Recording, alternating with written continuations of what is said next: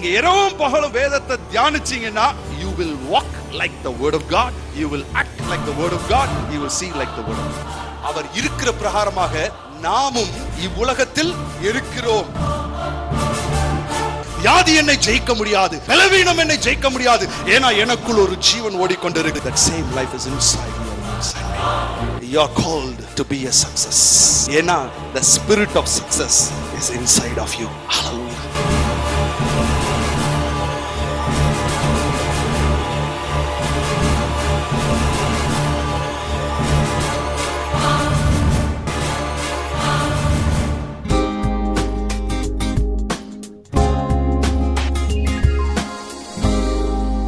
வசனங்களை வாசிக்க விரும்புகிறேன். அதில் ஒரு வசனத்தை மையப்படுத்தி நான் பேச விரும்புகிறேன். அந்நிய பாஷையை குறித்து 1 கொரிந்தியர் 14வது அதிகாரம் 2வது வசனம் 4வது வசனம் நான் வாசிக்கிறேன், கேளுங்கள். ரொம்ப முக்கியமான ஒரு பகுதி, நல்லா கவனிங்க. எல்லா அந்நிய பாஷையும், நன்றா ஒரு நிமிஷம் அதை எடுத்துட்டு என்ன ஒரு நிமிஷம் கவனிங்க. எல்லா அந்நிய பாஷையும் ஜெபம் கிடையாது. Not all tongues is prayer unto God, is interceding for saints. மற்ற பரிசுத்தவான்களுக்கு பரிந்துரை பண்ணுகிற ஒரு ஜெபமும் அது கிடையாது.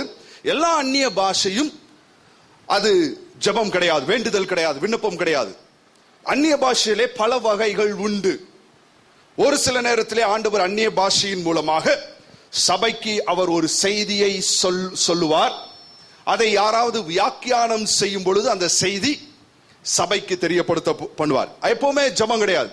சில நேரத்தில் பாத்தீங்கன்னா அவர் அந்நிய பாஷையின் மூலமா செய்தி கொடுப்பார். எப்படி கொடுப்பார் அப்படின்னு கேட்டீங்கன்னா, அவர் சொல்வார், ரெஃபோ ரஹாந்தே ரெக்கனோ சோஹரமோ சேஃபெலே மெரோஷோந்தே ரெவ்லேனே கா ஜபஹாதியாந்தலரோ கோந்தியோ.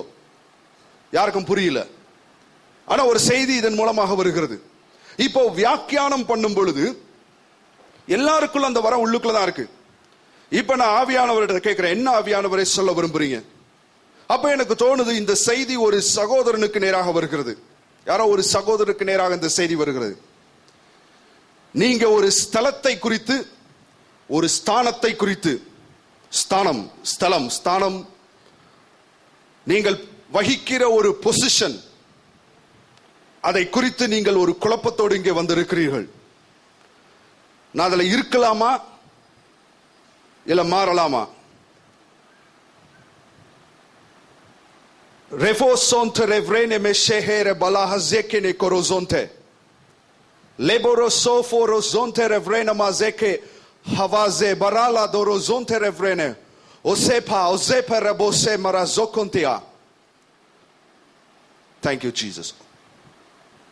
யோசேப்பு தேவன் ஒரு வாக்குத்தத்தம் கொடுத்தார். அவன் அந்த வாக்குத்தத்தம் வாழ்க்கையில நிறைவேறல. அவன் குழியில தள்ளப்பட்டான், அடிமைத்தனத்துல போனா, சிறையிருப்புக்குள்ள போனா. ஏன் வாக்குத்தத்தம் நிறைவேறல, உன் திட்டம் நிறைவேறல என்று சொல்லி அவன் அந்த அடிமைத்தனத்துல இருந்தோ சிறையிலிருந்தோ தப்பித்து ஓடல. அவன் தேவனுடைய திட்டத்திற்கு ஒப்பு கொடுத்தான். ஜஸ்ட் கமிட், திட்டத்திற்கு ஒப்பு கொடுத்தான். நீயும் உன்னுடைய காரியங்களை குறித்து கர்த்தருக்கு ஒப்பு கொடுத்து நீ உன்னுடைய ஸ்தானத்துல இரு. தேவன் நடத்துவார். மனுஷிக திட்டங்கள், உன்னுடைய யோசனைகளை உடனே அபியாசிக்காத, அந்த திட்டங்களுக்கு ஒப்புக்கொடு. தேவன் தம்முடைய திட்டத்தை உன் வாழ்க்கையில நிறைவேற்றுவார். அவர் காரியங்களை செய்வார். ஒன்றொன்றா கடத்தி உன்னை மேலான நிலைமைக்கு கொண்டு வருவார் என்று ஆண்டவர் யாரோ ஒருவருக்கு சொல்லுகிறார். ஆமென். இப்ப நல்லா கவனிங்க. It is very simple. ரொம்ப ஒரு சாதாரண ஒரு காரியம். இதுக்காக நான் பெருசா ஒரு பக்தி பரவசப்பட வேண்டிய தேவையில்லை. நான் அந்நிய பாஷையில பேசிட்டு ஆவியானவரேன்னு சொல்லும் பொழுது எனக்கு சில காரியங்களை அவர் காண்பிக்கிறார், நான் வியாக்கியானம் செய்ய ஆரம்பிக்கிறேன். This is simple interpretation. ஆனா இன்னைக்கு இந்த இடத்துல இதை செய்யணும் நான் யோசிக்கல. ஆனா ஆவியானவர் யாரோ ஒருவருக்கு பேசியிருக்கிறார், ஒரு சகோதரருக்கு பேசி இருக்கிறார். டோன்ட் கெட் கன்ஃபியூஸ்ட், குழப்பப்படாதீங்கன்னு. பாருங்க, இதான் சிம்பிள். சோ இப்ப நம்ம இது மாதிரி ஆவியானவர் சில நேரத்தில் வெறும் ஜெப மாத்திரம் கிடையாது. அந்நிய பாஷை பேசுவது, அந்நிய பாஷை பேசுகிறது என்பது it is also a message to the church. ஆனா அந்த செய்தியை கொடுக்கும் பொழுது அதுக்கு என்ன வேணும்? மறந்துடக்கூடாது, வியாக்கியானம் வேணும். வெறும் அந்நிய பாஷை மாத்திரம் பேசுறதுனால என்ன இல்ல? சபைக்கு பிரயோஜனம் இல்ல. எனக்கு பக்தி விருத்தி உண்டாகிறது, ஆனா சபைக்கு பிரயோஜனம் இல்ல. சரியா? அதனால பிரயோஜனமே இல்லைன்னு நினைச்சிடக்கூடாது. சிலர் அப்படிதான் நினைச்சுறாங்க, பிரயோஜனமே இல்லை என்று. சரி, வாசிப்போம். 14:2, 14:4 நான் வாசிக்கிறேன், கேளுங்கள். ஏனெனில் அந்நிய பாஷையில் பேசுகிறவன் ஆவியினாலே ரகசியங்களை பேசினாலும் அவன் பேசுகிறதை ஒருவனும் அறியாதிருக்கிறபடியினாலே அவன் மனுஷரிடத்தில் பேசாமல் தேவனிடத்தில் பேசுகிறான். இதை போன தடவை நம்ம மிக தெளிவாக பார்த்தோம். சரியா? சோ ஆவியினாலே நம்ம ரகசியங்களை பேசுறோம். அந்நிய பாஷையில பேசும்பொழுது மனுஷரிடத்தில் பேசாம தேவனிடத்தில் பேசுகிறோம். What a wonderful opportunity. எத்தனை ஒரு அருமையான சந்தர்ப்பம் பாருங்க. 4வது வசனம், இன்னைக்கு இதை தான் நான் முக்கியப்படுத்தி பேச விரும்புகிறேன். அந்நிய பாஷையில் பேசுகிறவன் தனக்கே பக்தி விருத்தி உண்டாக பேசுகிறான். நல்லா கவனிங்க. ஒரிஜினல் மூல பாஷையில அந்நிய என்ற வார்த்தையே கிடையாது. அங்க பாஷையில் பேசுகிறவன் தனக்கே பக்தி விருத்தி உண்டாக பேசுகிறான். க்ளோசா லாலியா, பேசுகிறவன் தனக்கே பக்தி விருத்தி உண்டாக பேசுகிறான். சரிங்களா? இப்ப நல்லா கவனிங்க. பாஷையில் பேசுகிறவன் தனக்கே பக்தி விருத்தி உண்டாக பேசுகிறான். கொரிந்து சபையில போய் அந்நிய பாஷையில பேசுறவன், பற்பல பாஷைகளில் பேசுகிறவர் அப்படின்னு சொல்ல வேண்டிய தேவையில்லை.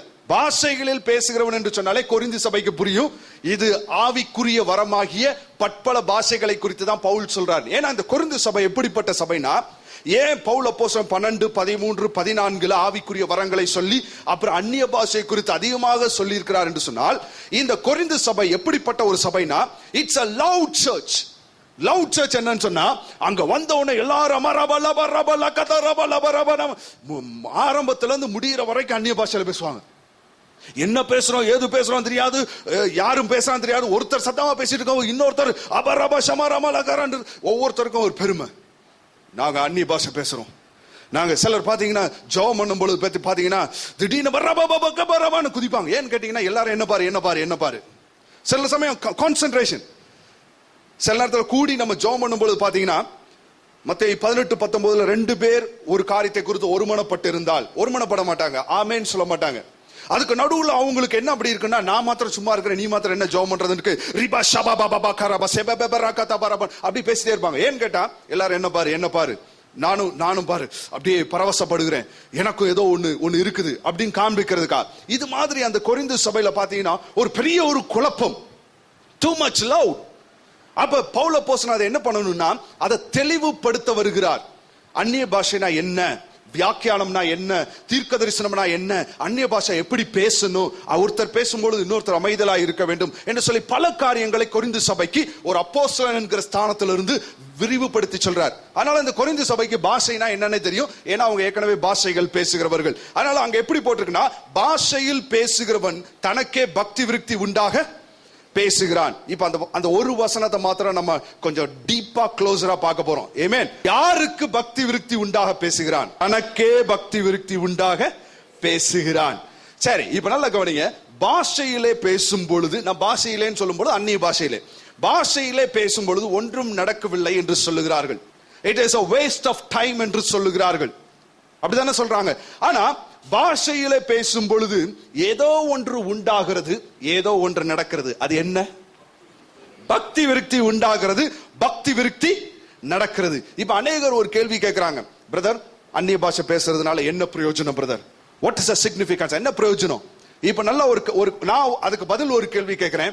தேவன் பிரயோஜனம் இல்லாத ஒன்றை அவர் சபைக்கு கொடுப்பாரா?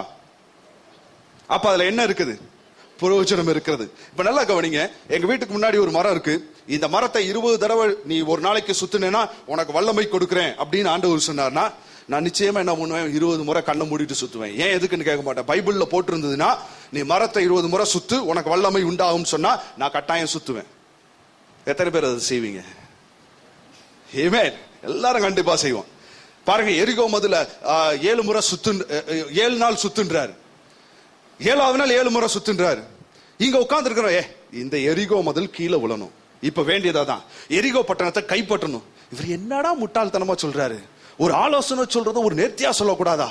7 முறை சுத்தணுமா? இதை சுத்துறதுனால என்ன பிரயோஜனம்? ஆனா இந்த இஸ்ரவேல் ஜனங்கள் 7 நாளும் ஒரு கேள்வி கேட்காமல் சுற்றி வந்தார்கள். 7வது நாள் 7 முறை சுற்றினார்கள். அங்க என்ன நடந்தது? Something happened. Hallelujah. Glory to God. ஆனா நம்ம ரபசமலா கபரபசேகேனே அவ்வளவுதான், அதோட முடிச்சுட்டு போயிடும்.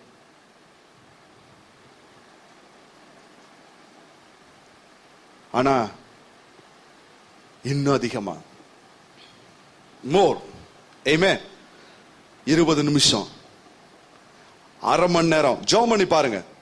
1 மணி நேரம், 2 மணி நேரம், 3 மணி நேரம், எப்பொழுதும் ஜெபம் பண்ணி கொண்டிருங்கள். ஆமென். பாருங்க, it is something we got to improve. ஆமென். ஏன் எதுக்குன்னு கேள்வி கேட்காதீங்க. இத செஞ்சு பாருங்க. இதுல ஏதோ ஒன்று நடக்கிறது. என்ன உண்டாகிறது? என்ன நடக்கிறது? பக்தி விருத்தி நடக்கிறது. பக்தி பழமாக மாறி வருகிறதா? ஞான பழம்னுவாங்கல்ல, மாதிரி பக்தி பழம் மராஷே மராக்கா, அப்படிதான் நம்ம நிறைய நேரத்தில் நினைக்கிறோம்.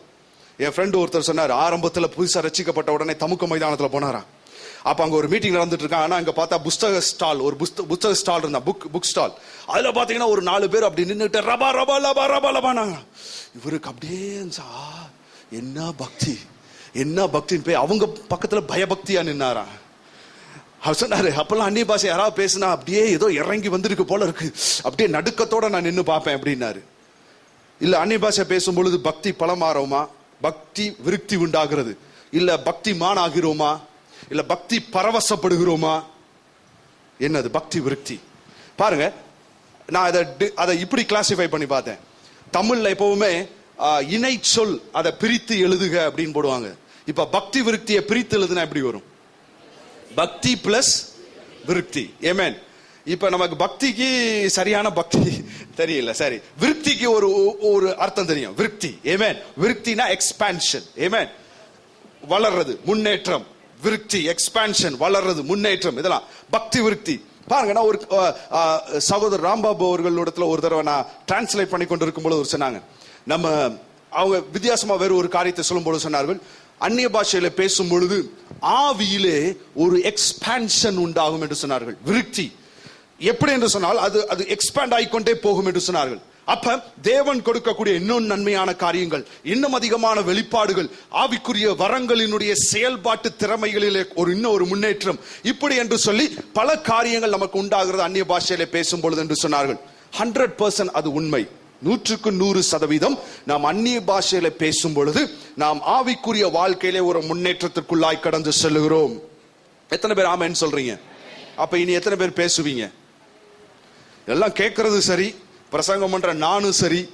நம்ம என்ன செய்யணும்னா இதை செயல்படுத்த வேண்டும். ஆமென். அப்ப ஆவிக்குரிய முன்னேற்றத்துக்குள்ள கடந்து செல்கிறோம். இது எல்லாரும் ஒற்றுக்கொள்ளுகிற ஒரு காரியம். ஆனா நான் இதை இன்னும் ஒரு க்ளோசர் வியூக்குள்ள கடந்து செல்லும்படியா விரும்புகிறேன். ஏன்னா எல்லாரும் என்ன சொல்லுவாங்கன்னா, spiritual edification, when you speak in tongues, it is a spiritual edification, ஒரு ஆவிக்குரிய ஒரு பக்தி விருத்தி என்று சொல்வார்கள். ஆனா நல்லா கவனிங்க, இந்த வேத வசனத்துல நம்ம பார்த்தோம் சொன்னா, பாஷையில் பேசுகிறவன், அந்நிய பாஷையில் பேசுகிறவன் ஆவியிலே பக்தி விருத்தி உண்டாக பேசுகிறான். அப்படி போட்டிருக்கா? எப்படி போட்டிருக்கு? எப்படி போட்டிருக்கு? தனக்கே பக்தி விருத்தி. அப்ப ஆவியிலே போடல, தனக்கே. நல்லா கவனிங்க, தனக்கே.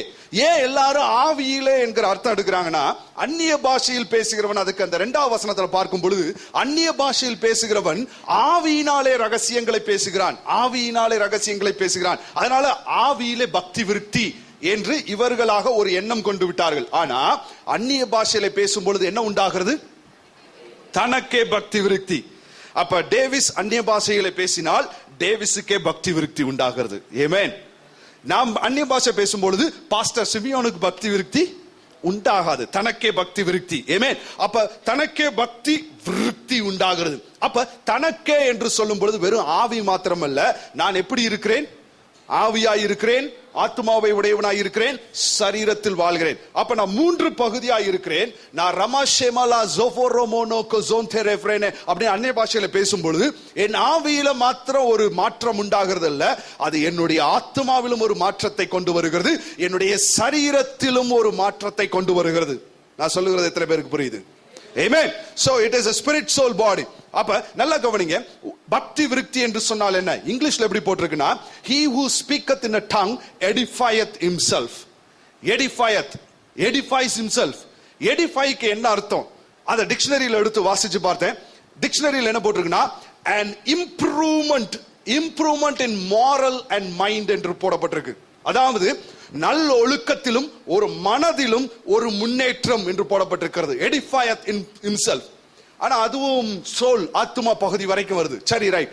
அப்ப கிரேக்க பதத்தை எடுத்து பார்த்தேன். கிரேக்க பதத்துல பாஷையில் பேசுகிறவன், அந்நிய பாஷையில் பேசுகிறவன் தனக்கே பக்தி விருத்தி உண்டாக பேசுகிறான். பக்தி விருத்தி என்ற இடத்துல என்ன போட்டிருக்குன்னு சொன்னா, ஒய்கோடோமியோ என்று போடப்பட்டிருக்கிறது. எல்லாரும் எழுதி கொள்ளுங்கள். ஒய்கோடோமியோ. எல்லாம் கிரேக்க பதமும் கொஞ்சம் கற்றுக்கொள்ளுங்கள். ஆமென். சோ நீங்களும் சபையிலே வார்த்தையிலே வளர ஆரம்பிக்கிறீர்கள். ஹல்லேலூயா. எத்தனை பேர் வார்த்தை மேல ஒரு விருப்பம் இருக்குன்னு சொல்றவங்க கைகளை உயர்த்துங்க. ஆமென். அவர் தம்முடைய எல்லா பிரஸ்தாபங்களை பார்க்கிலும் தம்முடைய வார்த்தையை உயர்த்தி இருக்கிறாராம். சங்கீதம் 138ல. So word has been placed high above all things. Amen. அப்ப இந்த வார்த்தை, அப்ப பக்தி விருத்தி, ஒய்கோடோமியோ. ஒய்கோடோமியோனா என்ன அர்த்தம் தெரியுமா?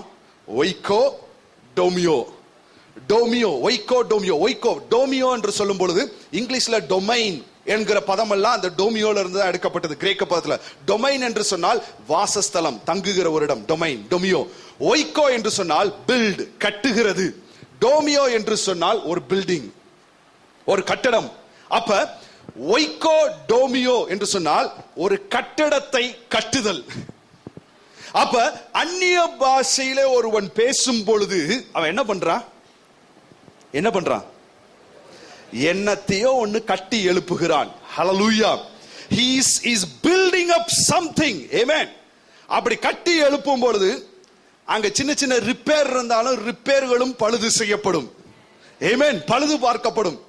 amen. கட்டடத்தை கட்டி எழுப்புகிறான். அதுல சில நேரத்தில் ஓட்ட கட்டடத்தையும் பழுது பார்க்கிறதுக்கு அங்கே காரியங்கள் செய்யப்படும். அப்ப நல்ல கவனிங்க. இதுல நான் டிரான்ஸ்லிட்டரேஷன் செஞ்சிருக்கேன். இத நான் வேறு விதமாக மொழியாக்கம் செய்திருக்கிறேன். எப்படி போட்டிருக்கேன்னா, அந்நிய பாஷையிலே பேசுகிறவன் தன்னையே கட்டி எழுப்புகிறான். ஆமென். இத இன்னொரு விதமா சொல்றேன் பாருங்க. அந்நிய பாஷையில் பேசுகிறவன் தன்னையே என்று சொல்லும் பொழுது அவன் ஆவி, ஆத்துமா, சரீரமாய் இருக்கிறபடினாலே அந்நிய பாஷையில் பேசுகிறவன் தன் ஆவியை கட்டி எழுப்புகிறான். கரெக்டா? அந்நிய பாஷையில் பேசுகிறவன் தன் ஆத்துமாவை கட்டி எழுப்புகிறான். ஆமென். அந்நிய பாஷையில் பேசுகிறவன் தன் சரீரத்தை கட்டி எழுப்புகிறான். ஆமென். டாக்டர் கால் பீட்டர்சன் சொல்றாரு, அந்நிய பாஷையில பேசும் பொழுது சரீரத்திலும் ஒரு சில மாற்றங்கள் உண்டாகிறது. ஆமென். நோய் எதிர்ப்பு சக்தி கூடுகிறது. இங்க அந்நிய பாஷையில் பேசுகிறவன் தன்னையே கட்டி எழுப்புகிறான். ஒருவன் தன் வீட்டை கட்டி எழுப்புவது போல அவன் கட்டி எழுப்புகிறான். 1 கொரிந்தியர் 6:19 சொல்லுகிறது, நம்முடைய சரீரமே தேவன் வாசம் பண்ணுகிற ஆலயம், பரிசுத்தாவியானுடைய ஆலயமாய் இருக்கிறது. அப்ப இந்த சரீரம் ஒரு கட்டடமாக இருக்கிறது. இந்த கட்டடத்துல ஏதாவது பழுதுபட்டா அந்த பழுதுகளும் சரி செய்யப்படும். ஹல்லேலூயா. ஆமென். ஏதாவது வியாதியோட இங்க வந்திருக்கிறீங்களா? பழுது இருக்கா? ஒரு கண்ணு, வலது கண்ணு கொஞ்சம் மங்களா தெரியுது பிரதர். ஆமென். பழுது. ஆமென். காது சரியா கேட்க மாட்டேங்குது பிரதர். பழுது. ஆமென். இந்த இடுப்புல இந்த பகுதி கொஞ்சம் வலிச்சுக்கிட்டே இருக்குது பிரதர். யாருக்கும் இதெல்லாம் நடந்துகிட்டு இருக்கு. ஆமென். பழுது பார்க்கப்படும். ஹல்லேலூயா. எப்ப? நான் பேசுறப்ப இல்ல, நீங்க பேசும் பொழுது. ஹல்லேலூயா.